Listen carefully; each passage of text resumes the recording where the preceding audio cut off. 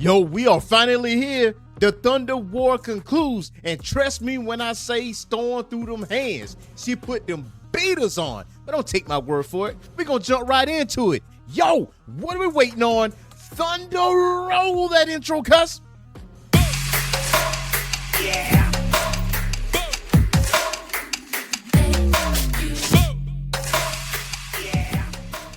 What's going on, Geek Corner? This is your boy, Earth Smack the Mad Scientist, and welcome back to the Orange Phoenix Media channel. Today, we are going to talk about Storm number 12. The Thunder War actually concludes, man, and trust me, there's a lot of information to digest, and I'm here to tell you a great majority of it because I still want you guys to go out there to your local LCS and just put this in your collection, because this Thunder War is everything and more. There's a lot of players at play, and you want to stick around to the end of this video because I'm gonna give you my personal review on issue number 12 and what to look forward to when it comes to Storm, because this is not the end. So issue number 12 starts out with a very important piece to this puzzle, and it is Dr. Voodoo.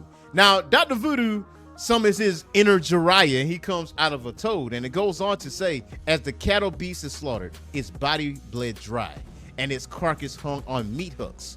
One must realize the abattoir is not the real danger. The real threat dwells in the slaughterhouse and worships its instruments of carnage, carving flesh and bone into masterpieces. Dr. Voodoo, the Hongan Supreme, has stepped into the abattoir. Its inhabitant has taken notice of him, and as inhabited is Gore the Butcher. Now, Dr. Voodoo addressed him. He's like, yo, Gore, you know, what's happening? What's going on? He's like, Jericho Drum, the gunner of gods. You seek to aid your storm god in her battle against Hadad.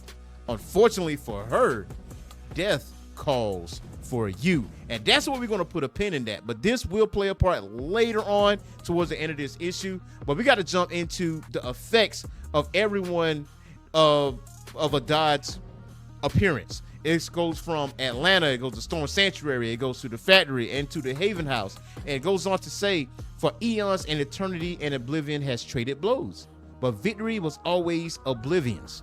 Storm gods were birthed from eternity's rage, anger, and twisted desire to be indomitable. As Hadad, the first storm god, approaches Earth, our planet mirrors the primordial forces that created him. Our skies thunder turning blood red as they squeal violently. Now, the most interesting part of this page here is Rogue. Rogue is completely unbothered by everything. Everybody's looking up at the sky, looking at like all this red lightning, this blood red sky. Is like, what exactly is going on? And she's sitting here cutting up bread. She's like, Storm got this. She got this. She's gonna put the beaters on whoever that's up there. She's an Omega level mutant. Whatever. I'm completely unbothered by this.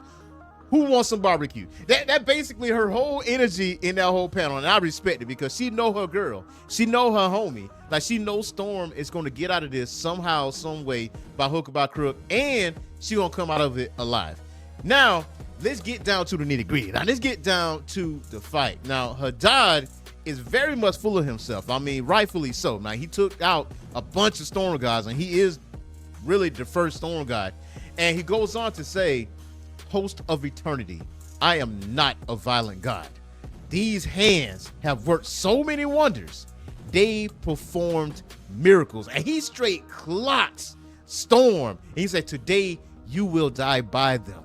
Now, notice something, that Storm doesn't have eternity. She's not Eternal Storm. She's just Storm, the Omega level mutant. And she's going one-on-one with Hadad. But I mean, let's keep it a bean now. Storm is never going to back away from no battle. She's never going to shy away. She's never going to run away. That's just what her deal is. But Hadad still talking that noise. He says, my desires are many. Watching you die like an animal, not knowing why you are being put down, is not one of them. The entities love to hear themselves speak.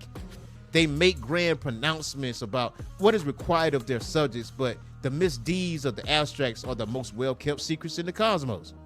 Now, they have told you nothing about what I seek, the end of everything. They have told you nothing about why you and your planet must die.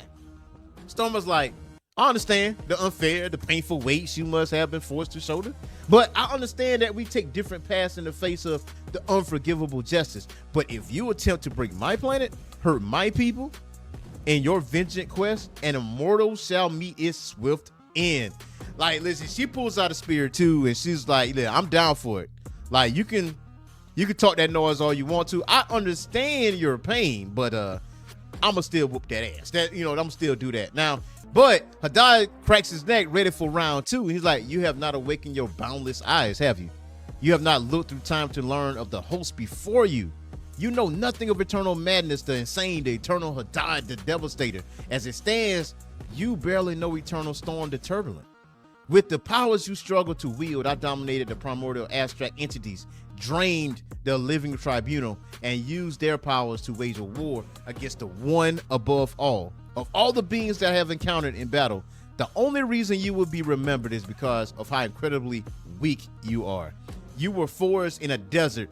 Good, I will unmake you in this one. Now, mind you, he still has control of the Black Winter. Now, one thing you have to understand is that the Black Winter is just not one entity. It is many entities. So it has other parts of him that's around, because it's fighting Galactus, it's fighting other people around in the comics. But in this particular moment, this Black Winter is at the side of Hadad. Now, going further, this is where things get a little bit deeper, because there's a conversation between eternity and the one above all, because Hadad's goal is to take out the one above all. And you understand why Storm doesn't have access to eternity, because he's having this conversation. Now, it says, sometimes I wish I had created my children to require sustenance like you did with your humans, but I would have more to offer you than my undivided attention when you come to visit. My mind will be at rest knowing that you will leave with more than a memory of my company, but a physical rejuvenation too. You were always the superior creator, Eternity. And Eternity goes on to say, I would not dare say the one above all is wrong, but you always give me this undeserved praise. Hadad has reached Earth, Father. He will find my heart within the planet, end me, and I will cease to exist. What sort of better creator dreads his own creation so? And he says, all great creators fear the power of their creations. You make beings that can surpass you in strength and wisdom. Some of your creations have even found their way here to converse with me.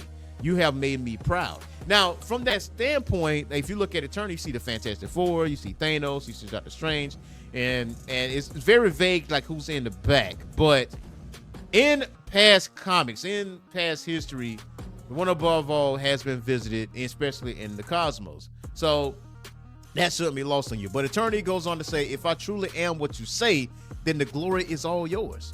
You made me. The creator of the great creators is the greater creator. He was like, what do you want, Eternity? He's like, listen, like let's cut the bullshit. Let's cut the small talk. What do you want? He's like, for you to stop Hadad before he destroys me and my sister Infinity, before he destroys their universe. He was like, so you come to bargain. I have come to bargain for the fate of the universe, Father. Those were your words when you barged into my abode to interrupt my work. What have you brought to bargain with? What precious possession do you own that my desire will be to separate you from it? What sacred sacrifice will wash away your atrocity?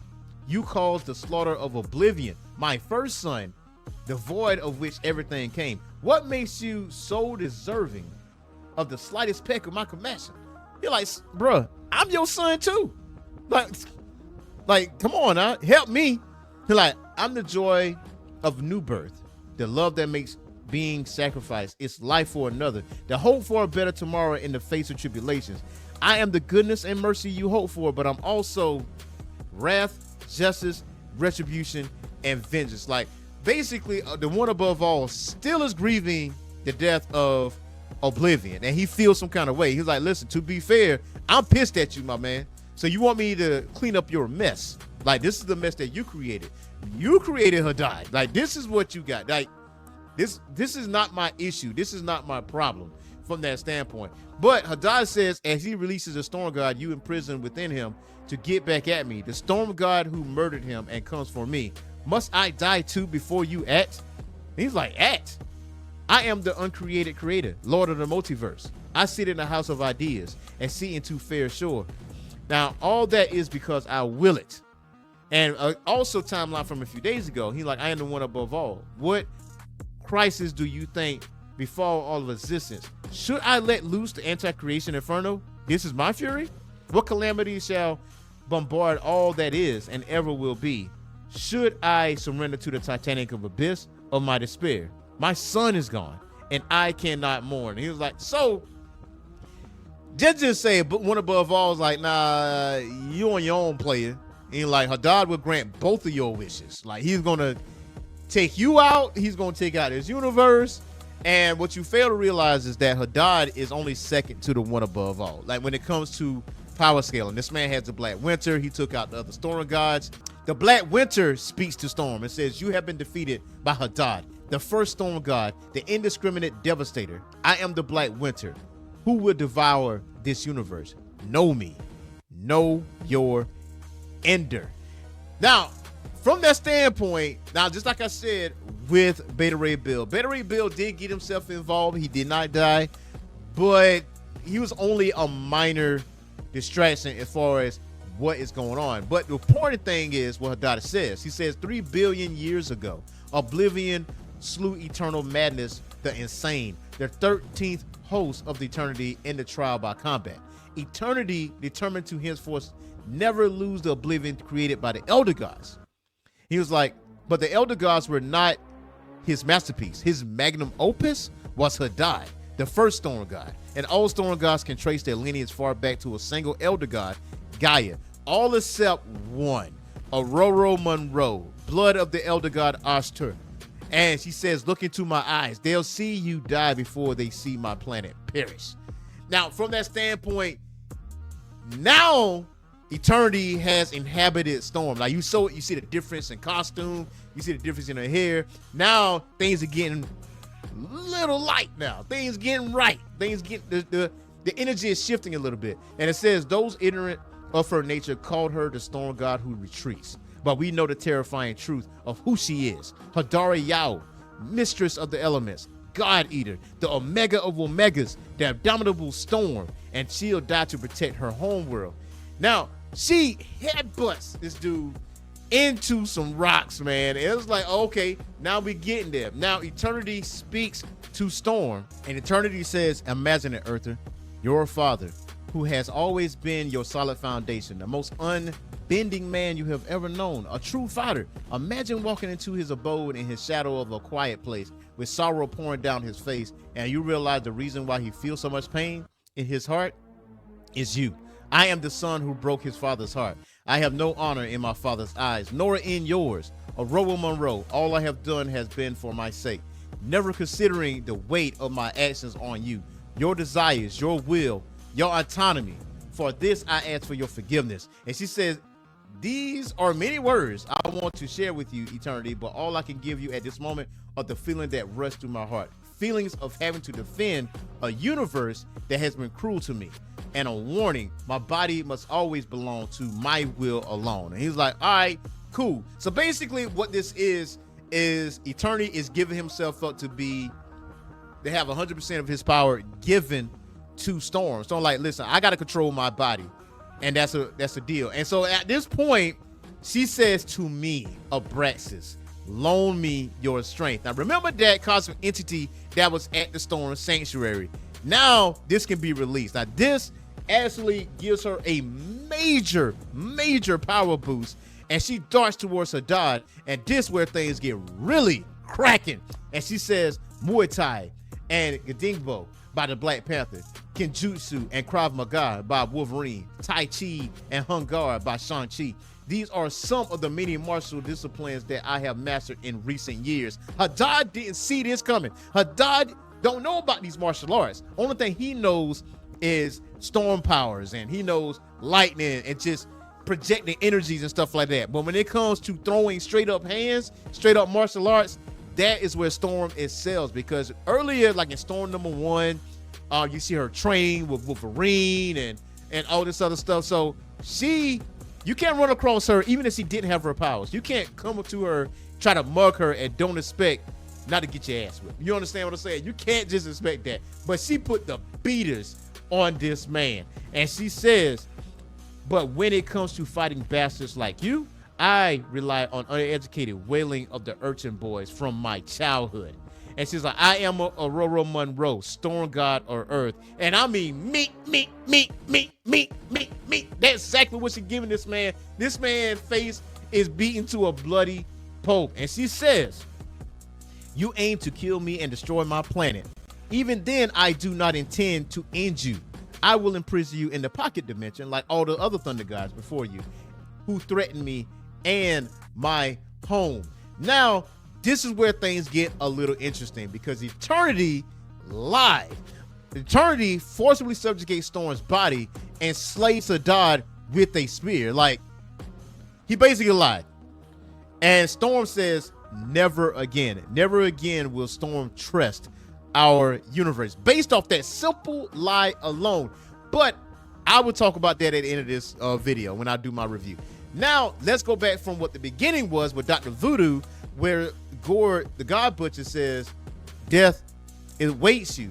He didn't mean like literal death. He meant like the astral cosmic entity known as death. And death says, I have allowed myself to remain in prison, finding only small pleasures in the crafts of my adversaries. I have stayed confined because I deem my judge just and my jailers justified. My brother, O Oblivion, has been felled by the creation of eternity, yet the living tribunal has dealt no punishment. The one above all, aloof. That is why I summoned you here, Necromancer.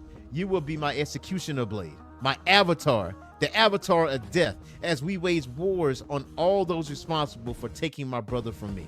You will be my battle general in crusade to come, in the war above all. And yo, that is the end of issue number 12, man. I know this was a lot of information to digest, but this shit ain't over. You understand? This is not over by a long shot. So when it comes down to Dr. Voodoo, he might be a problem.